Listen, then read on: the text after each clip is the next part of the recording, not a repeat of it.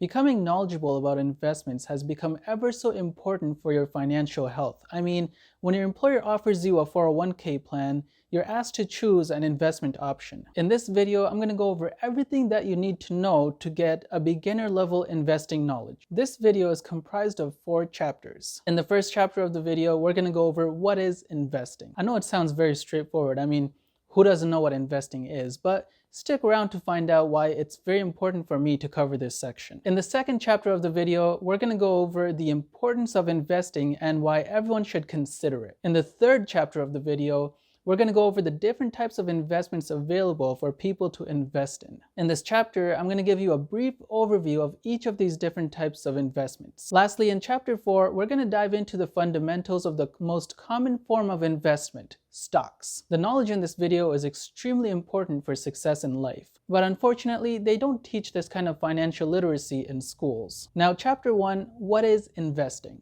In the modern day, people often have a misconception of what investing really is, which causes them to carry out activities where more oftentimes than not, they lose money. And as an effect, it prevents others from ever even considering investing in the first place, thinking that it's dangerous and that they'll be gambling with their money if they ever tried to invest. Such activities include day trading or swing trading. Day trading is the act of buying or selling a stock with the hopes that it will go up or down in value in a short period of time. For example, hours or even minutes, and then quickly making a trade to make a small profit. A day trader hopes to make multiple of these small profits to add up to large gains. The main issue with day trading is that not only is it not an act of investing, but 97% of people actually lose money, with less than only 1% of day traders coming out profitable. Day trading comes with a lot of stress and pressure and have much more negatives than it does positives. The simple definition of investing is the act of distributing resources into something to generate income or gain profits. For a business or a company to generate income, they have to have a sound business model, provide value, and remain competitive. Investing in such a business or a company requires thorough research and fundamental analysis, which can either be done by you or someone else who is much more experienced in this field. This sounds very difficult for the average person, but in the 4th chapter, I'm going to go over how you can invest in sound companies where all the research and fundamental analysis are by default completed for you in the background. Now let's get to chapter 2 of the video, the importance of investing and why everyone should consider it. If I had to choose between saving a portion of my income and spending it all, I think most people would agree that it is definitely better to save a portion for things such as emergencies, rainy day funds, more expensive things that I might need in the future, and for retirement. However, the problem with saving is that we save our money, but inflation continues to decrease the value of our money. For example, if you were to save $100 in the year 2000, that $100 right now would only be worth about $56. In other words, if $100 in the year 2000 bought me 100% of goods XYZ, that same $100 would now only buy me about 56% of goods XYZ. Another problem with saving is that I would have to put aside a lot of money to save a decent amount of money over time. In certain cases, it's almost impossible. For example, if someone was 30 years old and they tried to save for 35 years to retire as a millionaire, they would have to save more than $28,000 a year. I explain this in much greater details in my How to Retire as a Millionaire step-by-step video. Check out that video if you haven't already done so. That is why it's best to let your money work for you by investing a small portion of your money and letting it grow exponentially. For example, if you were to invest $100 into the S&P 500 index fund in the year 2000, that $100 would have grown over time and would now be about $429. By investing your money, you're able to put away less money and thereby allowing you to keep more of your money for your present day needs. Another benefit of investing is that you're able to outpace inflation, and thereby not having to worry about the value of your money depreciating with inflation. So now that we understand why investing is so important, let's move on to chapter 3 of the video. Chapter 3. There are different types of investments that you can invest in. In this section, I'm going to cover 6 of those types of investments, and I'm going to give a brief overview of each of these types of investments. Number 1, real estate. You can invest in real estate by purchasing a property and renting it out for a profit. Real estate also generally tends to increase in value and thereby increasing your net worth over time. Real estate can be a very profitable investment. However, it does require a lot of upfront work and capital to start it off. Number 2, starting your own business. You can consider coming up with a business idea, then invest into your business. For example, you might consider opening an online bookstore. To do so, you'd have to invest into your business by paying for a web hosting site, hiring a website designer, buying books to sell, and much, much more. Starting your own business is a very difficult task and requires an immense amount of time, effort, and capital. On top of that, to be profitable and to stay in business, your business would have to stand out from others and offer something unique that consumers would want to pay money for. Unfortunately, starting your own business is a very difficult task, and it's not something that the average person has time for or the passion to do. And that is why, unfortunately, most new startup businesses do not succeed. Fortunately, though, you can own shares of well-established businesses, which we will get to later in this section of the video. Number 3, cryptocurrencies. Cryptocurrencies are a form of decentralized digital asset. It provides value to people just like the internet. Cryptocurrencies are very new and therefore they're very volatile. When the internet first came out, only a handful of companies had a sound business model and they survived. Majority, however, went bankrupt. Just like that, investing in the right cryptocurrency can be very, very profitable. However, not knowing how to carry out thorough research and not being able to pick the right cryptocurrency can potentially cause you to invest in cryptos that are very likely to go bankrupt. For that reason, it's probably not the best idea for the average person to invest in cryptos. Number 4, precious metals. Precious metals such as gold and silver are mined from underground and are limited in supply. And because of their limited supply, they generally increase in value. Precious metals are an excellent hedge against inflation. However, they don't grow in value at the same rate as do companies that play a major role in the economy. For that reason, I would personally only hold a small portion of precious metals in my portfolio and own more shares of well-established companies, which takes us into our next type of investment. Number 5, stocks. When you own stocks of a company, you're basically owning shares of a company. I'll explain it in more details in the 4th chapter. For now, just know that if you own shares of a company and the company has a solid business strategy, is competitive and well established, the company is very likely to grow over time and thereby allowing your net worth to grow as well as long as you continue to hold shares of that company. For example, if you bought $1,000 worth of Apple shares at the beginning of the year 2000, those same Apple shares at the beginning of the year 2023 would now be worth over $160,000. Investing in company shares or stocks are one of the most common forms of investment. We'll dive into the details of stocks and their fundamentals in the 4th chapter. Number 6, investing in yourself. Although it may sound very cliche, one of the best investments you can make is by investing in yourself. By investing in yourself, you obtain the knowledge to excel in life and truly unlock success. According to an analysis done by the US Bureau of Labor Statistics, people with higher education on average earned more and were less likely to be unemployed when compared to those with lower education. That's not to say that you can't succeed without a college degree, but it is far more practical and the simplest way for the average person to obtain greater knowledge and increase their income. On top of that, it's also very crucial to learn the life skills and knowledge that I provide on this channel, which unfortunately is not taught in schools. When I was working towards getting my bachelor's degree, I didn't know anything about investing. And looking back, I wish somebody would have taught me the knowledge that I have now. That way, I could have gotten started earlier. But I don't have any regrets because not having someone teach me has inspired me to get on YouTube and spread the knowledge to others. There are tons of other personal finance channels out there, but what sets me apart from others is that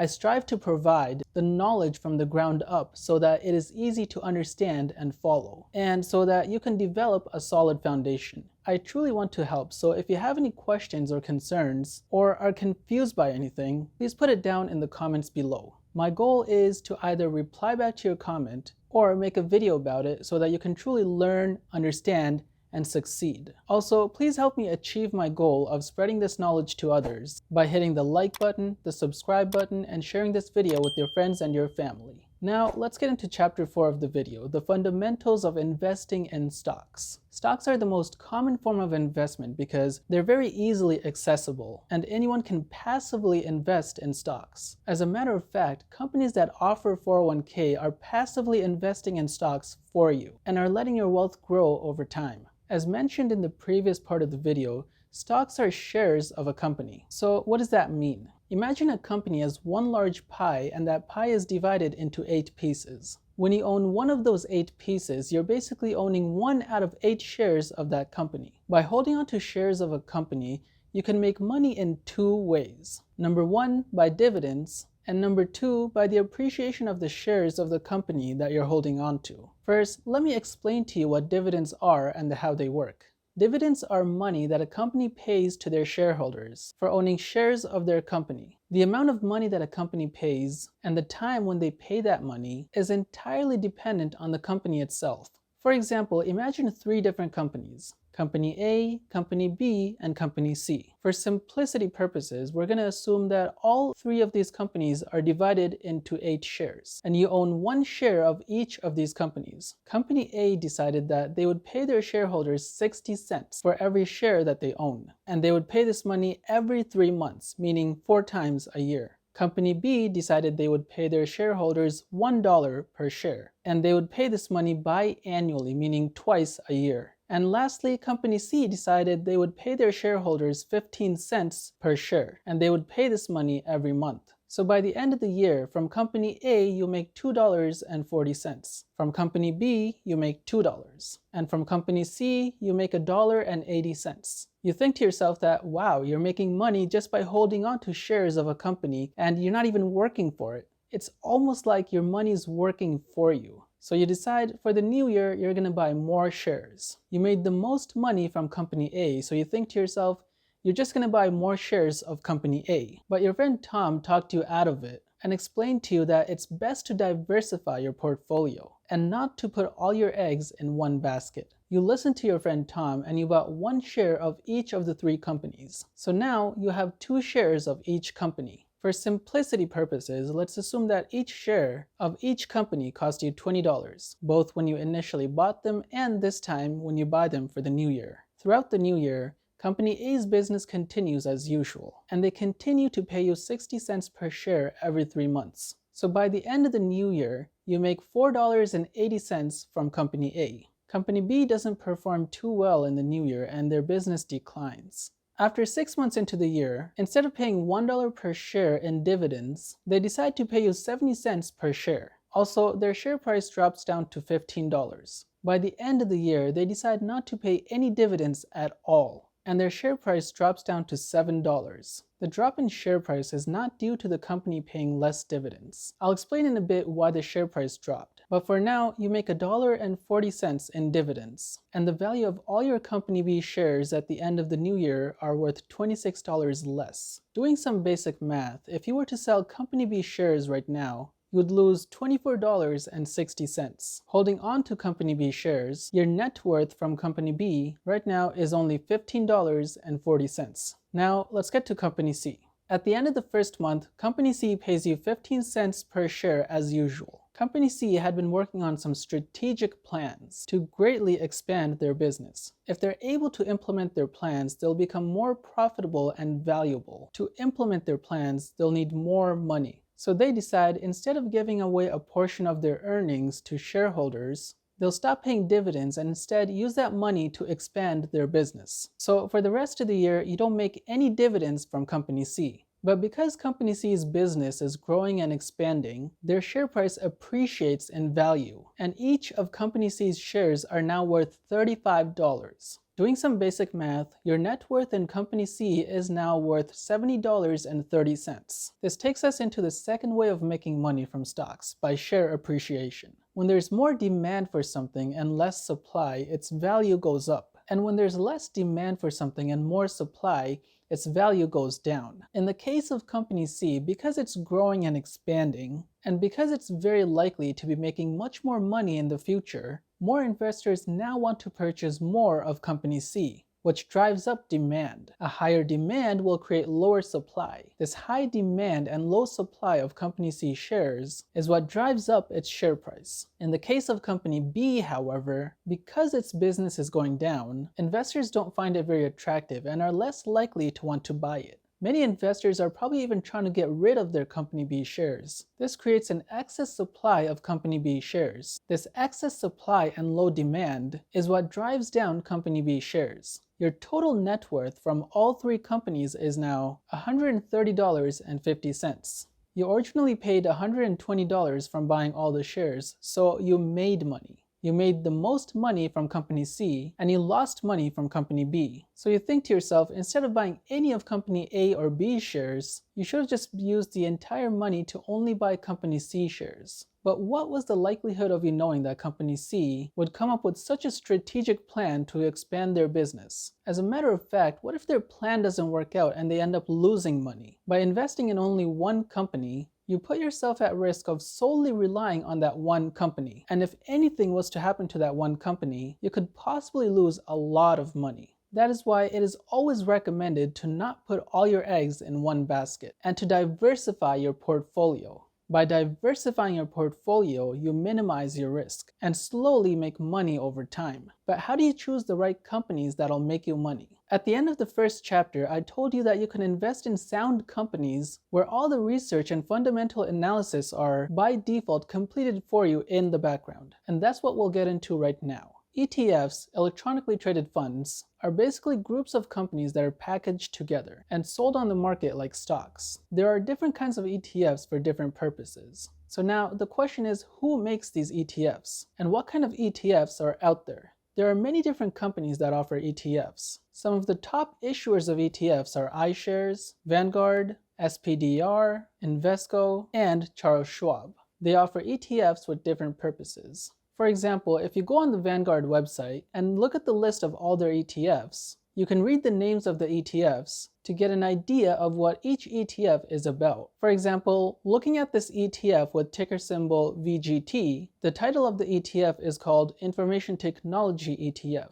This gives me an idea that maybe this ETF consists of technology stocks. When I click on the ETF and read the product summary, it tells me that this ETF includes stocks of companies that serve the electronics and computer industries, or that manufacture products based on the latest applied science. If I scroll down the page, I can see some of the top companies in this ETF are Apple, Microsoft, and Nvidia, among many others. Vanguard takes care of all the research and manages what companies will be packaged into this ETF. Because Vanguard is taking care of all the research and management for you, they charge a small fee, which you'll notice under the expense ratio. Different ETFs have different expense ratios. For VGT, the expense ratio is 0.1%. That means for every $1,000 worth of VGT that you hold, you'll be paying a $1 fee. For me, that is a very good deal, so I can focus on other things in life, while Vanguard manages what companies to hold for me in the background. We covered a lot on stocks and ETFs, and how ETFs can be an excellent investment choice. The information that I provided gives you an excellent beginner's level understanding of stocks, but there's a lot more in-depth knowledge that can still be learned. As I mentioned earlier in the video,